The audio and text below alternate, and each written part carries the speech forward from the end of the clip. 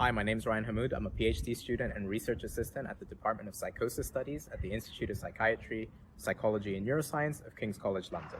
Loneliness is this perceived sense of disconnection from others. It's this emotional experience that occurs when a person doesn't fulfill their need for social relationships and interactions. It's important because a lot of research into loneliness has focused on the elderly population, but loneliness is something that actually affects a much larger portion of society.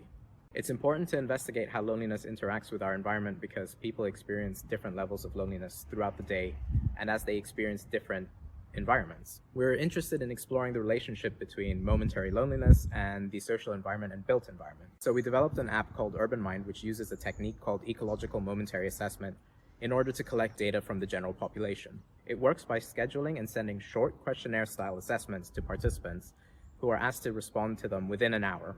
Participants have the ability to complete up to 3 assessments per day for 14 days. This allows us to collect data from people in real time and as they experience real-world environments. Using data collected from 756 participants, we found that people felt increased feelings of loneliness when they felt overcrowded and also when they were in areas with higher population density.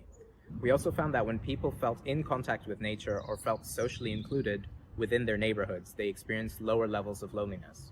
In fact, the reduction in loneliness when feeling socially included was even more pronounced when people were also in contact with nature. These findings could support specific strategies aimed at reducing the burden of loneliness. At the city planning level, things like enhancing and preserving green spaces, promoting social spaces, and improving the walkability of areas can all be beneficial, especially in densely populated areas. At the individual level, our findings also support the idea of social prescribing, where we can encourage clinicians to support non-medical sources of support to promote beneficial health-seeking behavior.